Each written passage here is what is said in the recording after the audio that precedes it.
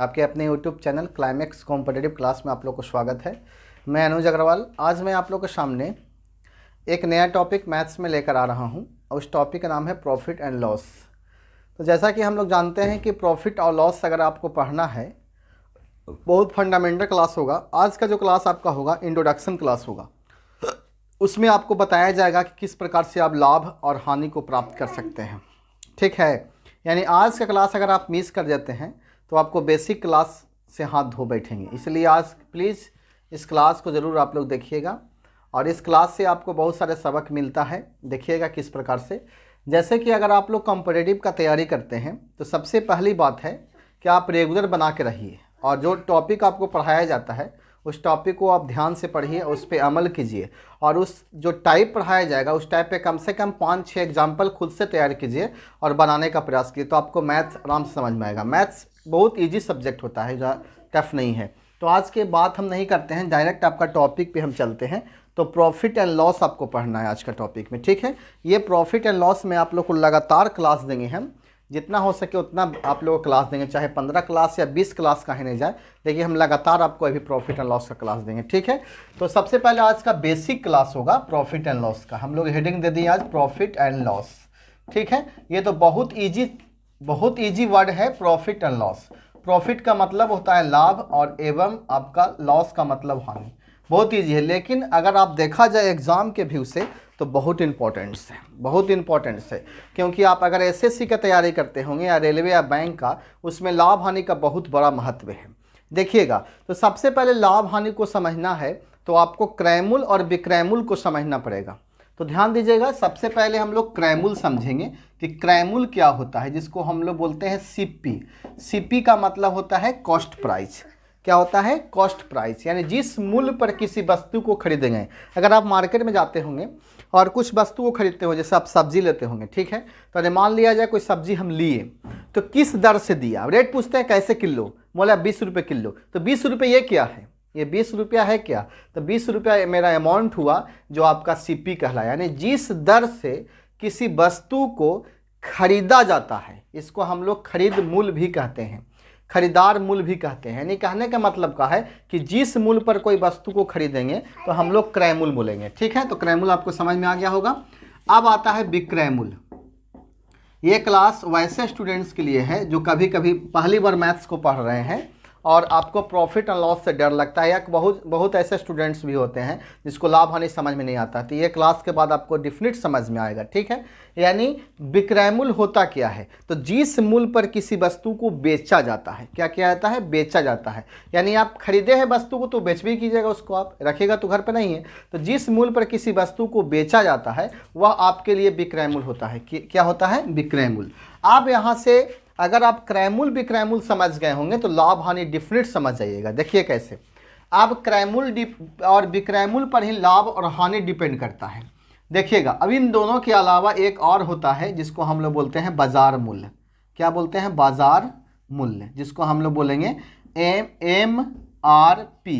MRP का मतलब होता है मैक्सिमम रिटेलर प्राइस, यानी कहने का मतलब का है कि मैक्सिमम आप कितना तक रख सकते हैं, यानी उसी को अंकित मूल्य भी बोला जाता है, या इसको बाजार मूल्य भी बोला जाता है, या प्रिंटेड मूल्य बोला जाता है। जो लिखित मूल्य, जो आपको प्रिंटेड मूल्य रहता है वही आपका अंकित मूल्य होता है। ठीक है, और सीपी मतलब कॉस्ट प्राइस, एसपी मतलब सेलिंग प्राइस, एमआरपी मतलब आपका मैक्सिमम रिटेलर प्राइस हो जाएगा। ठीक, अंकित मूल्य। अब देखिएगा, ये दो पर आपको डिपेंड करता है लाभ हानि, और ये बहुत इंपॉर्टेंस करता है इसमें। यानी कहने का मतलब है कि दवा के साथ अगर पानी नहीं लीजिएगा तो आपको नहीं पचेगा। वही है कि एमआरपी हो जाएगा तुम्हारा, इस पर डिस्काउंट दिया जाता है। ठीक है, इस पर क्या दिया जाता है? डिस्काउंट। तो जब तक डिस्काउंट नहीं देगा अंकित मूल्य पर तब तक प्रॉफिट एंड लॉस की चर्चा नहीं होती है। इसलिए अंकित मूल्य भी समझना बहुत जरूरी है। यानी आपको समझ में आ गया होगा। एक बार रिकॉल कर लेते हैं। जिस मूल्य पर हम लोग खरीदेंगे क्रय मूल्य, जिस मूल्य को बेचेंगे विक्रय मूल्य, और जो लिखित मूल्य होता है जो 100 रुपया का बुक है वो 100 रुपया आपका अंकित मूल्य है। ठीक है, अब देखिए कि लाभ हानि क्या होता है। ध्यान से देखिएगा, आज का आपका बेसिक क्लास है, ध्यान से देखिएगा। थोड़ा सा लाभ हानि को समझना है तो ध्यान से देखिएगा। पहला स्टेज देखिए, अगर मान लिया जाए कि सीपी और यहाँ एसपी, अगर सीपी ज़्यादा हो, यानी मान लिया जाए कोई वस्तु को हम 100 रुपया में खरीदे हैं और उसको 80 रुपया हम उसको बेच रहे हैं, तो इस कंडीशन में आपको लॉस होगा। अगर सीपी ज़्यादा होता है एसपी से तो लॉस होता है, ठीक होता है, क्या होता है, लॉस, ये मतलब हानि हो गया। तो हानि वाला फार्मूला क्या होगा, क्रय मूल्य माइनस विक्रय मूल्य, लॉस बराबर। कभी कभी हानि प्रतिशत के फार्मूला पूछ देता है, तो हानि गुना 100 बटा क्रय मूल्य, यानी जब भी हानि या लाभ निकालना है तो क्रय मूल्य को ही नीचे रखना पड़ेगा। तो याद कीजिएगा हानि गुना 100 बटा क्रय मूल्य, ठीक है। अगर यहाँ से आपको लाभ कब होता है, दूसरा कंडीशन, जब सीपी जो है एसपी से कम होता है। जब एसपी तुम्हारा 100 रुपया है और सीपी तुम्हारा 80 रुपया है, यानी कोई वस्तु को आप 80 में खरीद कर 100 में आप उसे बेच रहे हैं, तो इस कंडीशन में आपको क्या होगा, लाभ होगा। तो लाभ कितना होगा, तो जितना लाभ बड़ा फार्मूला होता है विक्रय मूल्य माइनस क्रय मूल्य। लाभ प्रतिशत का फार्मूला क्या होता है, तो लाभ गुना 100 बट्टा क्रय मूल्य, यानी दोनों कंडीशन में क्रय मूल्य को हम लोग नीचे रखते हैं। यहाँ से आपको हानि कितना हो रहा है, तो 20 रुपया हो रहा है, तो 20 गुना 100 बट्टा क्रय मूल्य कितना था, 100 रुपया, तो आपको 20% का हानि हो रहा है, 20% की हानि हुआ। यहाँ आपको लाभ कितना परसेंट हो रहा है, तो यहाँ लाभ आपका 20 रुपया हुआ, 20 गुना 100, और क्रय मूल्य आपका कितना था, 80 रुपया था, तो 20 चौके 80 और 25 चौके 100, 25% का लाभ हो रहा है। यहाँ आपको 25% का लाभ हो रहा है, वहाँ आपका 20% की हानि हो रहा है। तो आपको समझ में आ गया होगा ये लाभ हानि के मैटर। अब चलते हैं, थोड़ा सा कुछ बेसिक भी चीज़ होते हैं इसमें, कैसे कैसे क्वेश्चंस पूछे जाते हैं, ठीक है। तो लाभ हानि आपको बहुत अच्छा समझ में आ गया होगा। थोड़ा सा डिस्काउंट के बारे में समझ लेते हैं कि डिस्काउंट किस प्रकार से हम लोग निकालते हैं, ठीक है। आप लोग इस क्लास को देखते रहिए लगातार। देखिए अब थोड़ा सा डिस्काउंट क्या होता है, थोड़ा सा समझिएगा डिस्काउंट से और क्या मतलब होता है। से मान लिया जाए किसी भी एग्जाम्पल को हम समझने से पहले थोड़ा सा देख लेते हैं। जैसे एमआरपी है, एमआरपी आपका 100 रुपया है मान लिया जाए, ठीक है, 100 रुपया है, और एक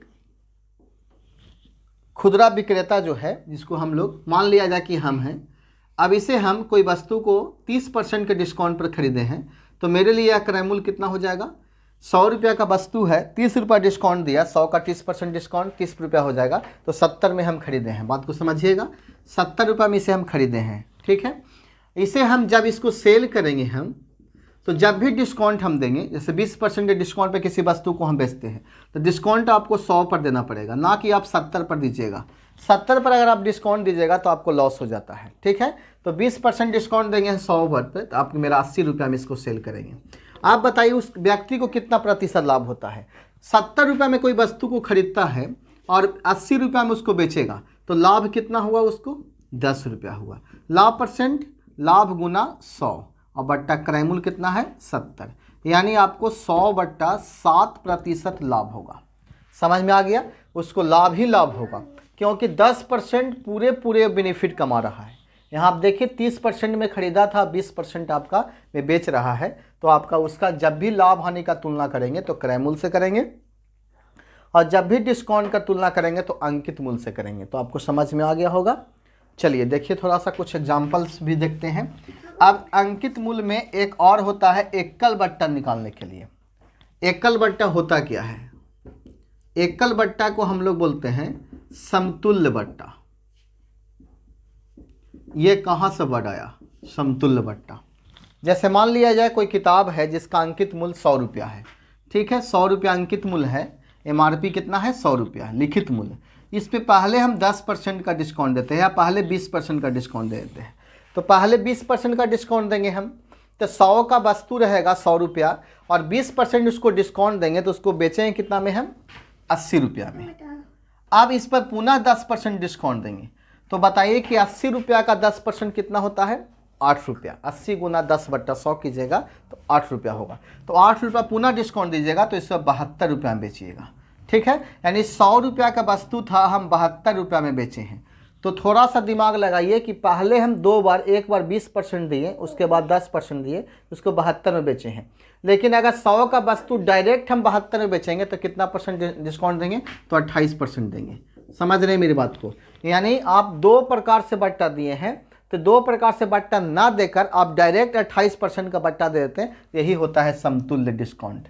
यानी 2 बार बट्टा, 3 बार बट्टा, 4 बार बट्टा जो देता है बार बार, उसको आप एक ही बार बट्टा दे दीजिएगा तो वही आपका होता है समतुल्य बट्टा। इसको बोलते हैं टोटल डिस्काउंट। ठीक है, इसको निकालने का सबसे आसान तरीका है कि बताइएगा, अगर x% और y% देता है डिस्काउंट तो 100 माइनस x अपॉन 100 गुना 100 माइनस y बट्टा 100 और गुना 100। अगर आपको z लगाता है, 3 प्रकार का डिस्काउंट देता है, तो 100 माइनस x बट्टा 100 गुना 100 माइनस y बट्टा 100 और गुना 100 माइनस z बट्टा 100 और गुना 100। इस प्रकार से आप डिस्काउंट दीजिएगा।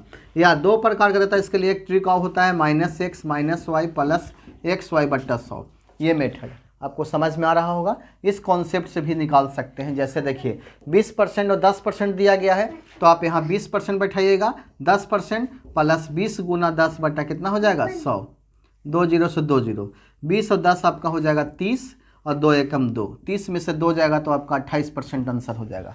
कितना हो जाएगा 28% डिस्काउंट। आप यहाँ देखें डायरेक्ट आपको 28% डिस्काउंट दिया गया है। तो एक क्वेश्चन आपको हम बनाने के लिए देते हैं, जिसका आंसर आप कमेंट बॉक्स में दीजिएगा इसका आंसर। ठीक है, देखिएगा उस क्वेश्चन को आप लोग एकल बट्टा बना के लाइएगा। आपके पास क्वेश्चन पूछा गया है कि क्वेश्चन हम दे रहे हैं 10%, 20% तथा 30% का एकमात्र समतुल्य बट्टा क्या है। समतुल्य बट्टा क्या है, इसका आंसर आप लोग कमेंट बॉक्स में दें प्लीज़। ठीक है, और ये भी बताएं कि आज का क्लास आप लोग को कैसा लगा। इस क्लास को आप लोग किस प्रकार से पसंद करते हैं। हम लगातार आप लोग को लाभ हानि का क्लास देंगे रेगुलर में। ठीक है, ये वीडियो आप लोग को शाम में अपलोड करेंगे। ठीक है, ओके बाय, थैंक यू।